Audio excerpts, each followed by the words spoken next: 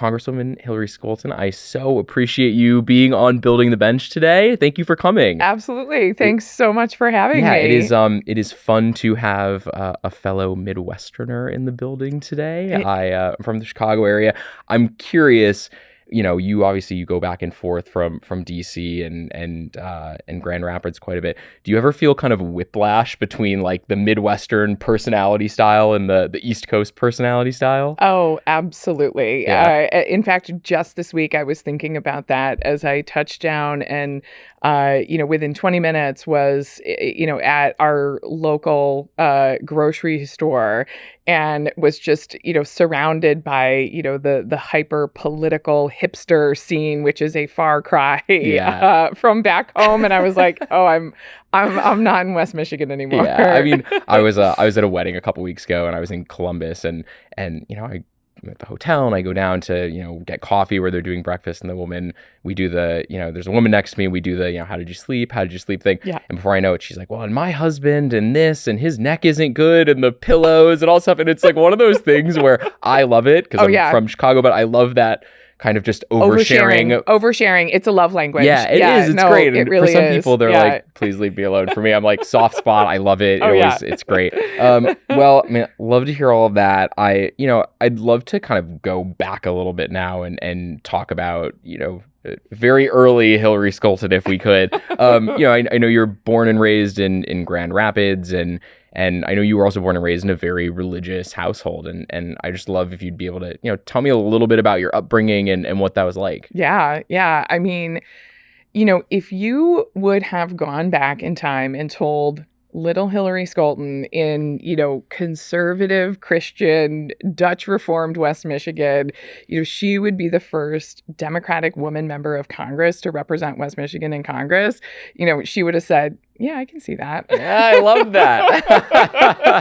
I've asked people, and some people, I feel like some people think like, no, I can't believe it. Like, I don't know how I got here. And I love that you're like, no, I knew it.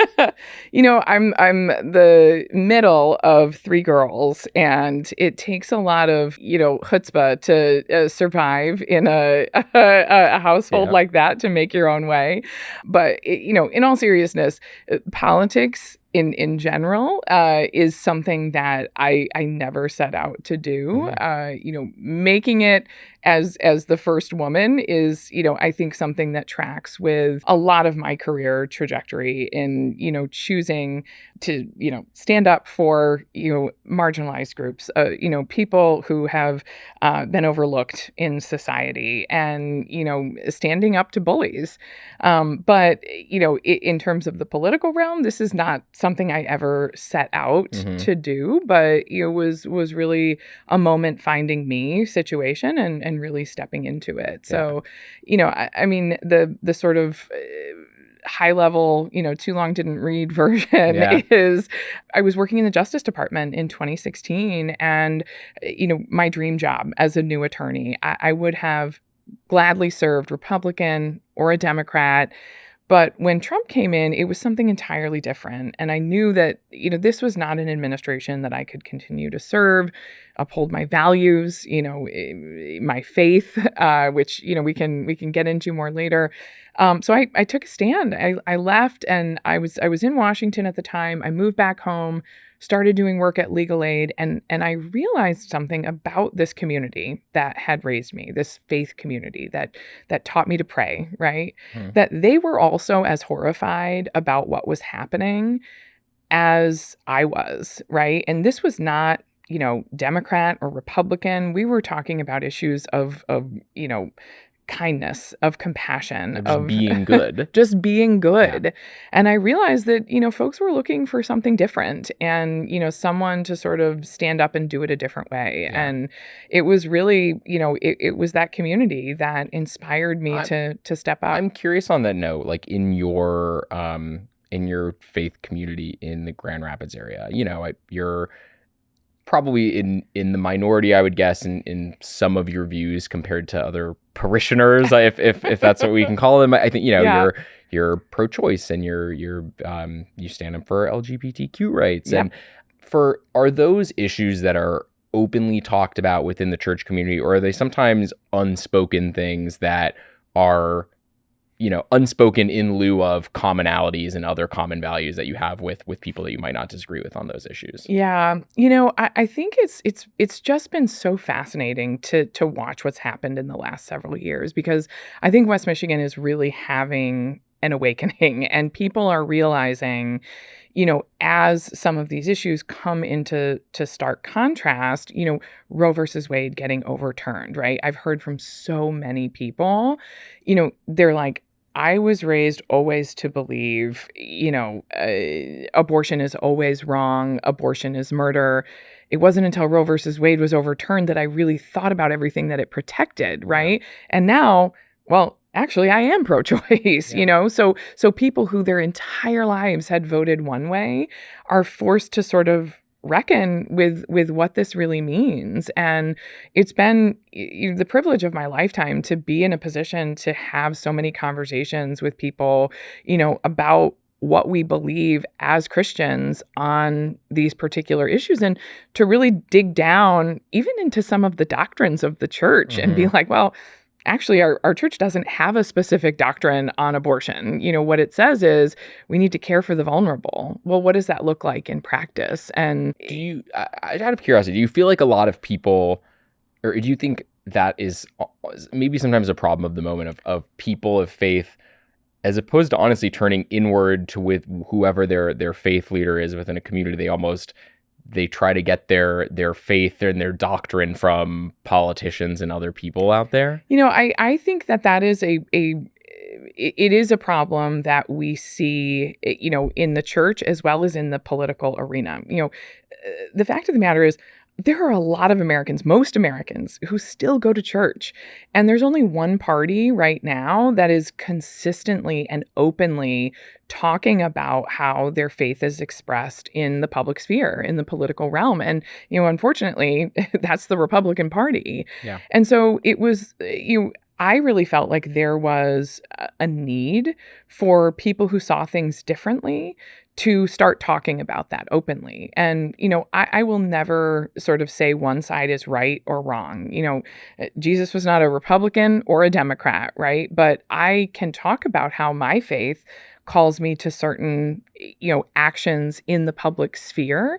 And I've found a deep resonance with a lot of people. And so, I think to go back to your first question, my whole life, these were things that were absolutely not talked about, but recent current events have forced them to the forefront. And, on the LGBTQ issue as well, this is obviously has been a huge hot button issue, but you'll find a lot of even older, staunch conservatives are now saying, well, hey, I have, a granddaughter, who is going to get married, to her beautiful wife this summer.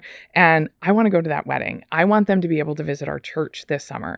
I have a grandson who's trans. I believe that they can also accept the fullness of Christ. And, it's a lot of people having personal experiences 100% on this issue that has really made them to think a different way. And we found so many people who, have felt truly politically homeless in recent years as the Republican Party has taken a deep, deep dive to the right, and maybe their own, personal politics have evolved to a place where they're like, this is not really aligned. Yeah, I mean, I think you nailed on the sense of, I think sometimes people have opinions in theory, and I theoretically think this is a good thing or a bad thing, or right. Do or don't support it. And you're right, when you are actually confronted with it face to face, it is sometimes harder to uphold something you thought, oh, I'm really strong.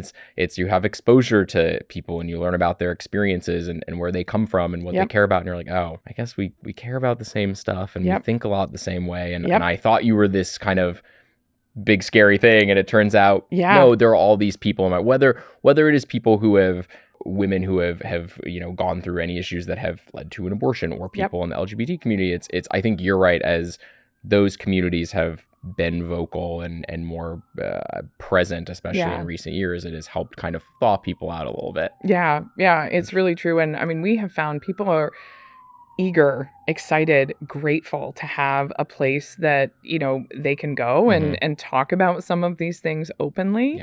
Yeah. In my campaign in 2022, shortly after Roe versus Wade was overturned, and we were going to do a canvas, door knocking in neighborhoods one evening. It was specifically around, this issue. We were like, we're going to go out, we're going to talk to people. And I showed up to my campaign office, which was just in this dingy little strip mall. And, it was next to the Chinese buffet. And I showed up and there was a line down the block. And I was like, oh, maybe they're having a special, or, it's a celebration at the, the Chinese restaurant next door. And my driver was like, no, those are people who are here for your canvas. And it was, out the door, 150 plus people, deacons in my church, parishioners, college students, grandmas, grandpas, who were all showing up because they wanted to make an impact. And that year we flipped the seat. And I guess I'm going to jump into this a little bit, and maybe we'll jump back then because, nobody has to tell us what to do. To jump forward a little bit, I guess, and go along that line, I saw something where you had obviously Gerald Ford is a prized person from the Grand Rapids area, and the presidential library is there. And I saw you once refer to, certain Democrats that supported Gerald Ford as Ford Republicans. And then you also talked about, there are Republicans from your community who refer to them as Scholten Democrats. Yeah. And I'm kind of curious what you feel it is about you that makes people, willing to kind of shirk their party affiliation and support you. Yeah. I think that I have always been someone who does not put my party first. I put people first, values first, and I try always to listen before I speak. So many people are like, how do you talk to people who, feel X or Y? And it's like, I don't start with talking. I start with listening. So many people just want to be heard about the issues that they have with, the economy or immigration or abortion. And once people feel heard, they're so much more willing or open to consider a different perspective. And, I think that is, from my social work background, my public interest attorney background, I think it's something, that has really helped me. I think it's really something that has prepared me for this job and created a way that I can connect with people who might not initially be on the same page. Yeah. I mean, how do you feel like you handle those conversations with constituents in a way that feels constructive and doesn't get heated? I have I'm like a heat-seeking missile for trying to find ways in which we agree, the values that align us, right? Yeah. So, it's not hard for me to think about people who would not come to the same place that I do on an issue like abortion.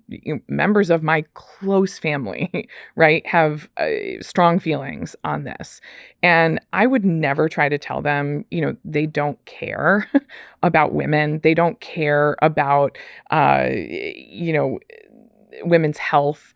They just want to control women. I know for so many of these people, it genuinely comes from a place of wanting to protect the vulnerable, right? And so it's easy to start from that place where we agree and to remind people that there will be difficult choices to be made when it comes to reproductive health care.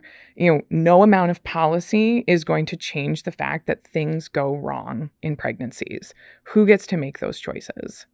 And when we reframe the conversation around those things, individuals are really, really ready to have a conversation once their values have been acknowledged and not diminished. They're really ready to have a conversation about, who do I want to be making those decisions? And, every single time, people trust doctors, healthcare, providers, and the women and their families themselves over politicians. I feel like you are known for taking kind of nuanced and thoughtful positions on policy. And I think it's interesting because we obviously live in a moment where that let's be honest, doesn't play quite as well. We're in it's 30-second clips and things feel very black and white. And I think when you're boots on the ground and you're talking to constituents about these things, it's easy to have those conversations. Yep. I think I guess I'm curious for you, or if you have any thoughts on, for the Democratic Party, how can they take an approach like that and make it break through in a national environment where it's really hard right now? Yeah. I think the first step is acknowledging that it is going to be hard and it takes more time, right? It's easy to say something sensational and go viral in a moment. That type of attention burns hot, but it burns quick, right? And then it fades away. And so building something that lasts, I think, is what people are really going to be seeking in the long term. People that they can trust, who show up time and time again, with the same values that are consistent and that resonate with them. The American people are deeply dissatisfied with their government and their representation. I think in its entirety. In its entirety, all the branches, all the parties.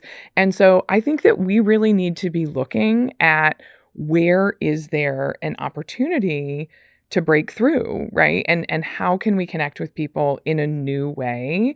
Social media, these viral moments, again, it's going to get attention, but it's not going to be the type of thing that builds lasting trust. I think that's something interesting too. It's, you're the first Democrat to be in the seat you're in what, a century. And you're very much in a swingy district. And I think when that is the case too, and it's a pretty evenly divided population and it can kind of swing one way or another, I think there's so much intensity and honestly, like, vitriol that can come with that too, where I'm sure sometimes, like, how are you, I'm assuming, are you aware of that, and do you feel that intensity? I got really great advice from another incredible woman leader in Michigan.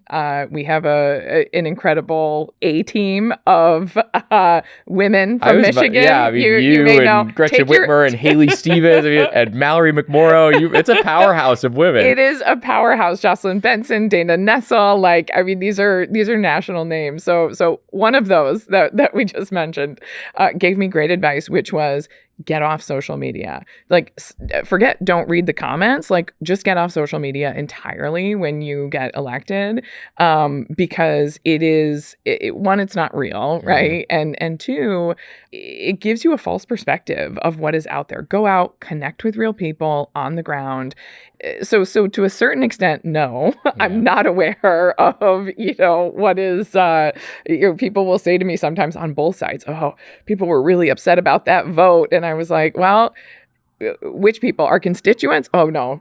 Comments on social media. Warriors, the keyboard warriors. I was like, okay, well, those people are not my constituents. Yeah. I talk to people at the grocery store after church on Sunday. And, my team, of course, fills me in on, what is happening and what I need to know. But, I think I try to stay focused on doing this job for the people who sent me here to do it, instead of trying to feed in to an ever elusive, shadow of reality of the internet approval. Yeah. Well, I guess that leads me to another question there, which is, sounds like you're good at tuning that stuff out. I think you have shown yourself as someone who's comfortable bucking the party. You were one of the first Democrats last year to call on Joe Biden to drop out of the race after the June debate, and in the Republican primary last year in your district, and when the Democratic Party was kind of meddling in that a bit, you also said, I don't think they need to do that, and I don't think it's a good idea. And so I think you've shown. I would have beat either man. I just that was my I think that's the confidence we love to see. And I think for I think you've been able to do that without turning it into political theater. And so it sounds like for you then it's that ability to tune out the noise that's made you feel comfortable doing that. Yeah, that's exactly right. And stay focused on your values. And for me, that's remembering why I raised my hand to do this, and living into those values every single day. Yeah. So to turn a little bit and kind of talk, you went to college in Boston. You worked as a social worker for a few years at the AIDS Action Committee in Boston. Can you what are some of the experiences from that period of time that stick with you? Yeah, I mean, those were such incredibly formative years, as a young social worker working on housing and homelessness issues, both, as you mentioned, in Boston with, a high LGBTQ population that was also living with HIV and AIDS and was experiencing dual discriminations, for their healthcare status and, who they chose to love or how they chose to identify, and not being able to get the housing that they needed, as well as, spent significant time back home in West Michigan during that time period as well, working on housing and homelessness issues with young children and families. It really just enforced, something that my mom had always taught me growing up, which is, there is a system here that is at work that, is in some ways designed to work against some of the most marginal in our society. And it was really this that started, enforcing in me, standing up to the bullies and the system that keeps, people down. And it's a very inherent part of our faith, as Christians, that I think gets lost in the distortion of what is Christianity today and the way that Christianity is almost used to marginalize other people. And it was a real moment of reckoning for me about, how I was going to live this one life that I have to live. Were people in your life at that time what are you doing in terms of kind of, the specific group that you were tasked with helping? Yeah, I think that the conversations around systems is very and was very antithetical to this sort of conservative pull yourself up by your bootstraps. West Michigan is a very charitable community, always willing, right, to open up for philanthropic causes. But this idea that maybe our tax structure isn't just, right? Maybe we need to raise the minimum wage. Those were ideas that were like, no, you can get yourself out if you just work hard enough and play by the rules. And seeing people over and over again, who worked as hard as they could, and it still didn't trickle down for them. It was like, no, it's the system, right? And of course, personal responsibility plays, a role in that as well. But we see the rigged system fully on display still to this day, right? In the big, beautiful bill, right? Which disproportionately, advantages the top 0.1% while literally taking food out of the mouths of kids by cutting SNAP benefits. Well, and you've spent time in, again, kind of large albatross-sized systems in the U.S. And so you do that, and then you go to law school, and you're clerking on the Second Circuit Court after that, and then you end up working in the Obama DOJ for several years in his second term. And I'm just curious, when you are kind of up close and within the system, what were you seeing when you were kind of within the immigration system, and kind of what did it teach you about kind of who it serves, but also to a degree who it leaves behind? Yeah, I mean, just the massiveness of the system and the profundity of the brokenness, I think, is something that I really started reconciling with and realizing we have to start taking bites at the apple to get ahead, or this is going to be an issue that topples us in one way or another. Yeah, do you feel like you've been watching a ticking time bomb for years now? Absolutely. And, it's Congress's job to solve it, right? And to reconcile so much of this. And, we're seeing the worst impacts of this play out in LA and soon to be across the country right now as well, where people are rightly frustrated by, American citizens being detained because of the color of their skin, because the system is so broken that enforcement in the sense that it is meant to happen and I believe should happen, right? I think most Americans would agree if someone is here without authorization and they're intending to do harm to our country or anyone in there, they should not be allowed to remain here, right? And that should be our top enforcement priority.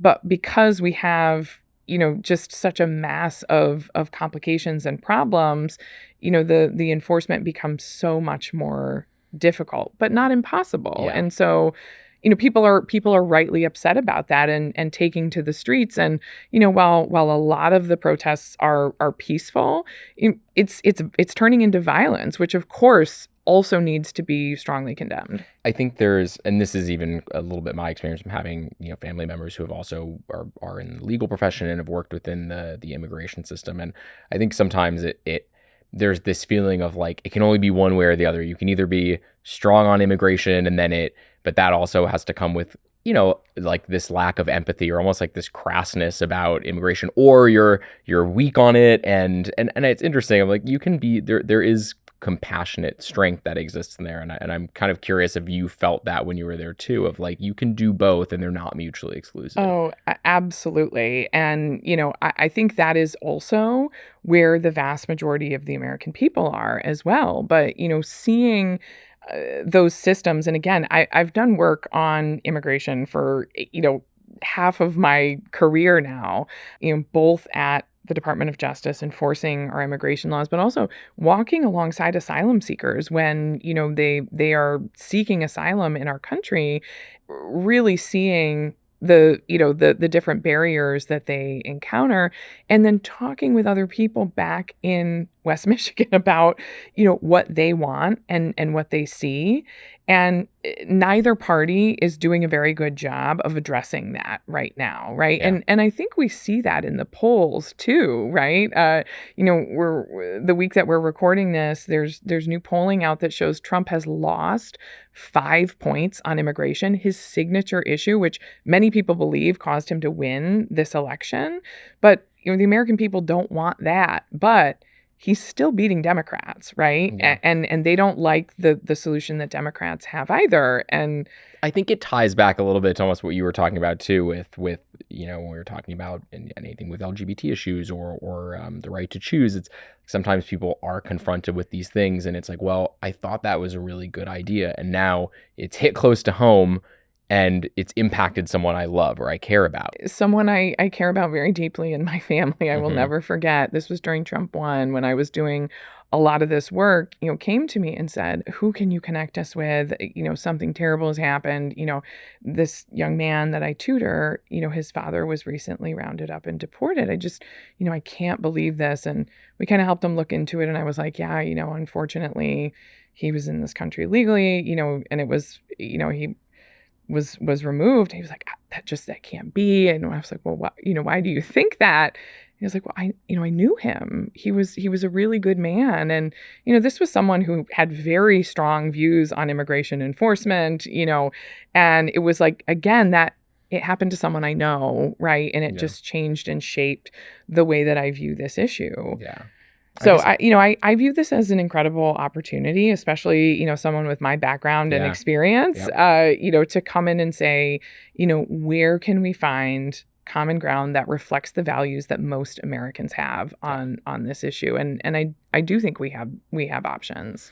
Well, and I guess then to kind of tie this off, what do you wish that, either the media or your colleagues in Congress understood better or more deeply about this issue? I think where the middle is on this issue, because there are policy solutions, right, that have been introduced. But instead, it's constantly covering the flashpoints, right? What is the far right saying? What is the far left saying about it, right? You're either covering abolish ICE or you're covering U.S. citizens getting, rounded up and detained. And there is so much happening in the middle. It doesn't generate as much clicks. It's less sexy. It's a little or sell harder. as much newspapers. But, I wish they understood the solutions better and help to educate and inform the public about it. I hope you were able to do that. I think clearly there's going to be a lot to talk about moving forward for I'm guessing the foreseeable future. Yeah. So I'm hoping I'm hoping that logic comes through and shines through. Yeah. So you ran for Congress in 2020. You narrowly lost a very close race in that, and then you end up rerunning in 2022. And I'm curious, what did you alter about that approach or about your approach to your run for office the second time that you felt like really made the difference? I honestly think it was just the persistence. I think we saw a trajectory happening in West Michigan, and it was building up a lot of name ID. And, folks who were like, yeah, we like this approach. But when you are trying to shift a district and flip a district, sometimes it just takes a cycle or two, for folks to absorb what you're talking about and to realize that, they're on board too. So, I really accredit it to persistence and not giving up. And it's something that I actually talk about a lot as being the first woman in history to do this, because, the number one thing that keeps so many women from trying is fear of public failure, right? In sports, in business, in politics, we don't have a lot of examples. And there is so much pressure on women to succeed and do everything perfectly. And have to get it right the first time. And so, to be able to tell people, listen, I ran and I lost, but I picked myself back up, brushed myself off, got back out there, did it again, and came back and made history by flipping this seat. How long, when something like that happens and it's this kind of close heartbreaker, especially when you're close to doing something really big? Yes. How long does it take to get over it? Well, the grueling aspect of the campaign as well is also just so fatiguing. Yeah, you want a nap at the end of it, I'm sure. Exactly. And, as someone who has a career outside of politics and a family that I also really enjoy, it certainly does take a while to sort of think, is this really what I want to do again?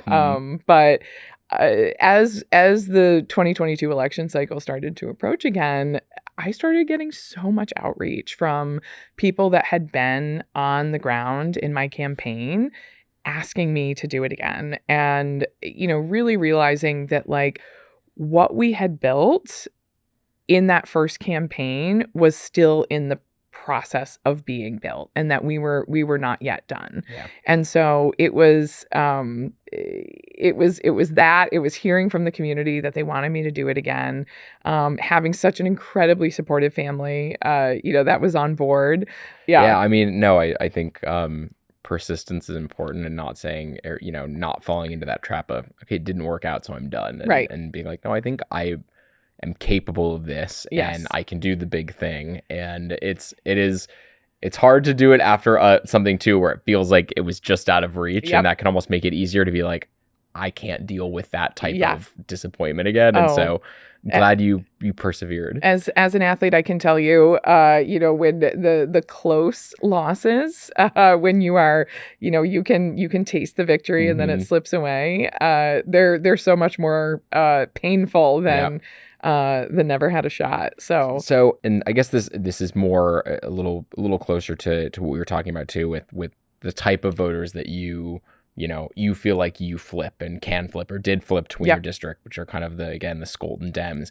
And I think there's an interesting contrast between those voters who cross party lines there to vote for you. But I think on the other end too, I think there's a different set of voters too, which are almost like Bernie Trump voters, people who really loved and believed in Bernie in 2016 and even 20. And then they felt like that didn't work out. And then they ended up, still identifying with stuff that Donald Trump said that made them, Trump 20 and Trump 24 voters. Yep. Do you feel like the party is big enough and the tent is big enough to house those two types of voters, which, represent very different ends of the spectrum? Yeah, I do. And I think here's why. I think at the core, people want someone who they feel like they can relate to, right? And that is, it is up to the party to recognize representatives who emerge from their community, with the talent and skills to lead and flip a seat. I was not the party favorite when I emerged. I was not sort of recruited by party officials to run. I raised my hand to run because I recognized a need within my community. I think that is something that continues to stick with me to this day, is that, I'm not here to serve a particular party. I'm here to serve people. And that is something that we need more of in politics, period.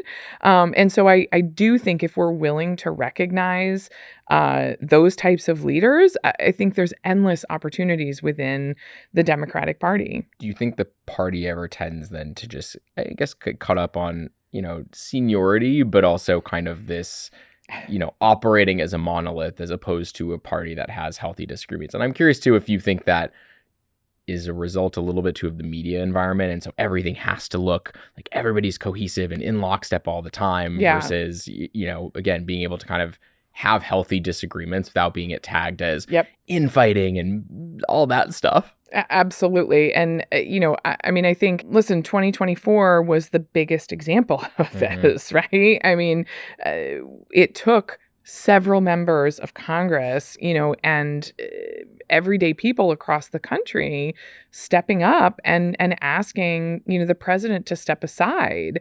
But I will also say, and I always point this out when I talk about it, I am very proud to be one of the first ones who stood up, before there was a groundswell. I took a lot of heat from the party for doing it. But President Biden did step aside, right? And we can have all the conversations, about when and if it was the right time and the political implications. But, it is truly historic that someone was willing to cede that kind of power.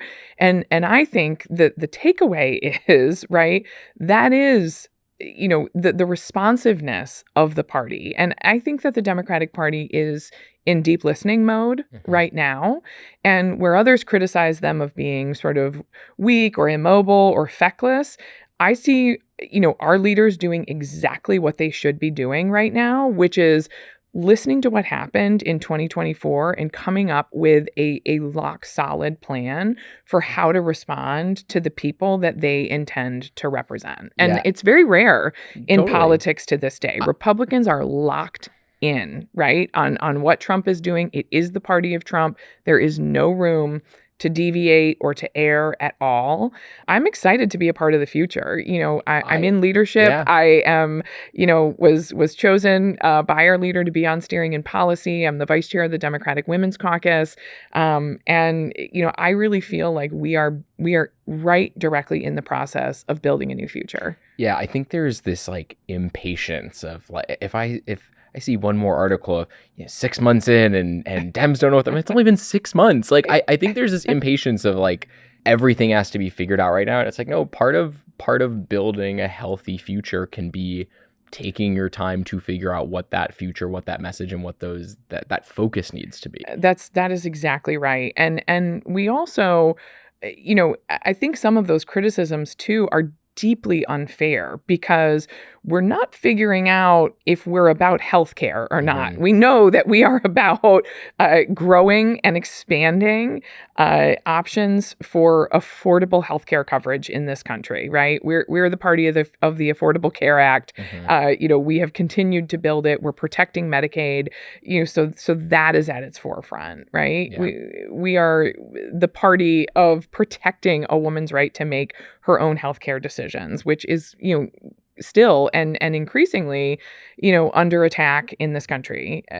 We are the party of protecting workers' rights, of, growing and expanding middle-class opportunities. Yeah. And so I guess, we've talked about women's right to choose and your support for that, but something I've recently read that I think is interesting is that only 7% of Congress is mothers with school-age children, which is a really small number. And I'm just curious, as someone who is in that 7% and that small 7%, how does that impact your approach to policy? I have to tell you, this is just like one of the biggest things that we joke about. It is a small club, as you mentioned, 7%.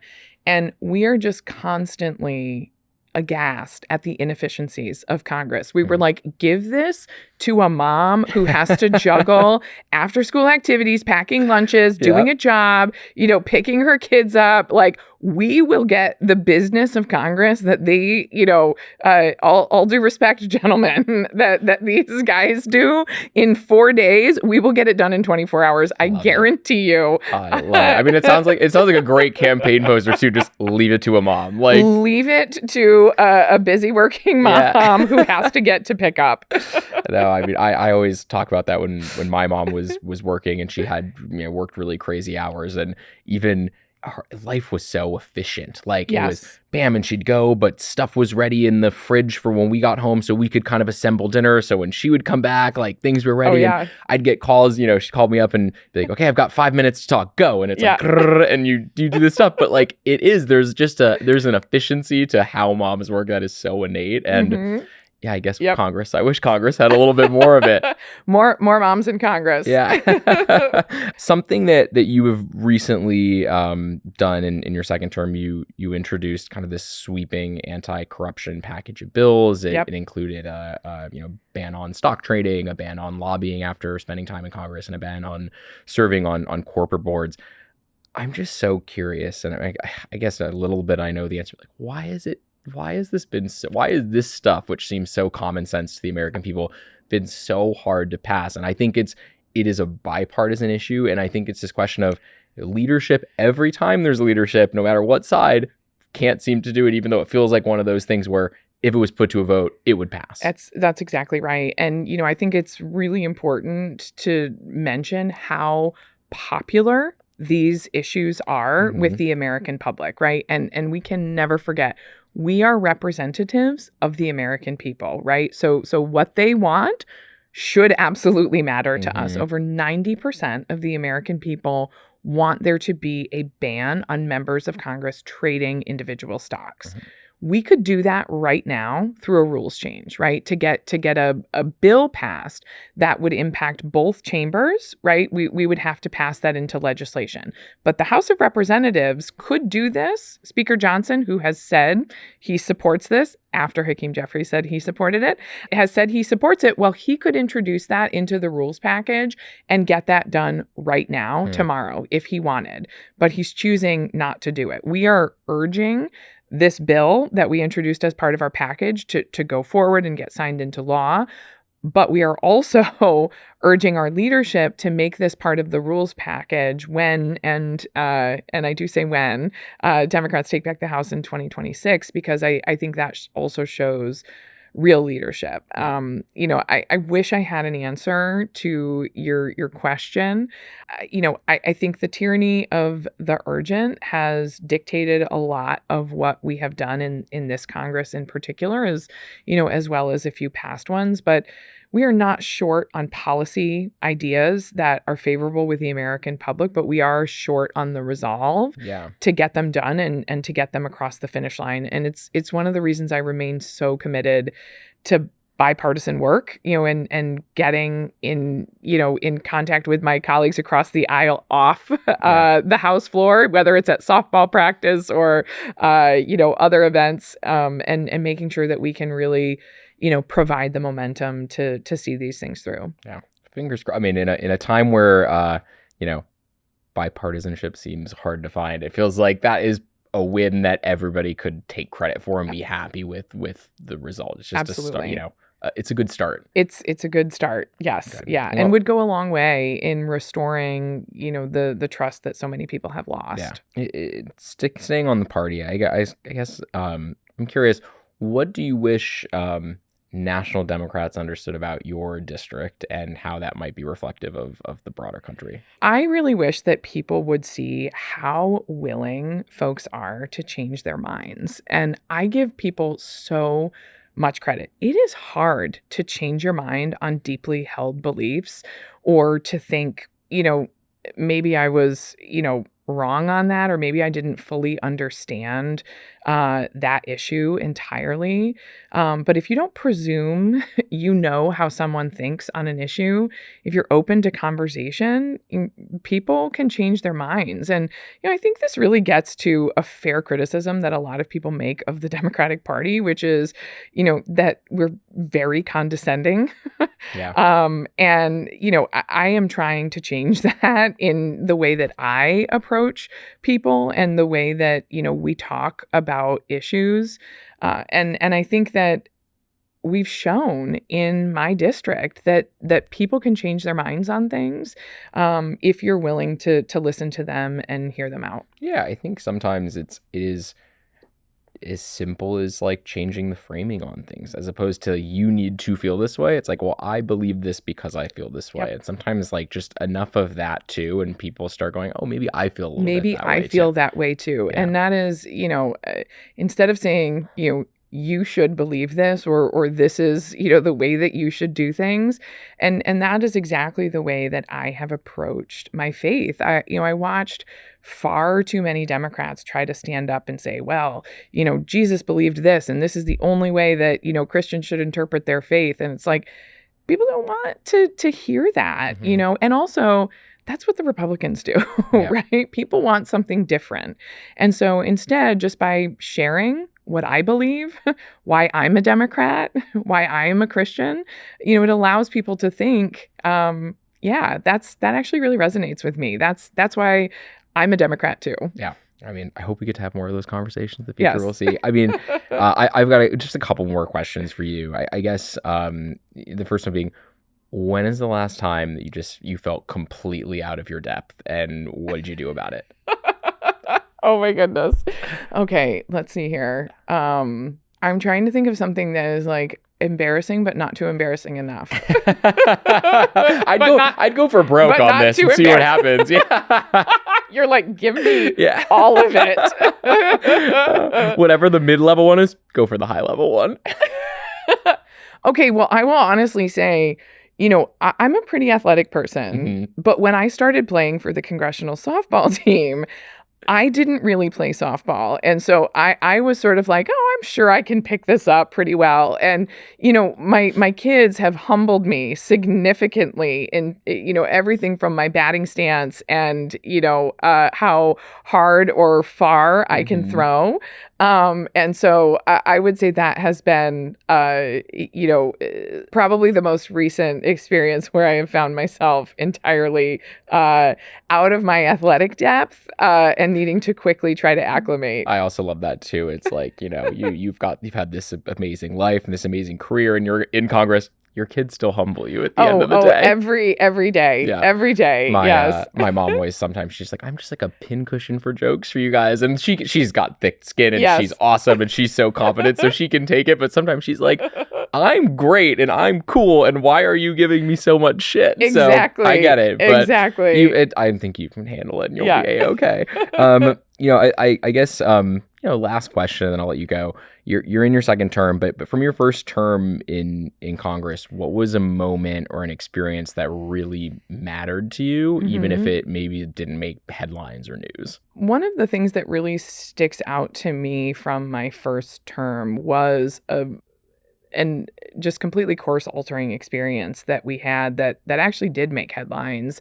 I was coming out of my very first town hall. We had set up a bunch of issues that we had wanted to work on, everything from childcare, to making moves on, helping kids who wanted to go on and pursue vocational education as opposed to higher education. And I was coming out of my first town hall, and I had tons of different text messages from all over.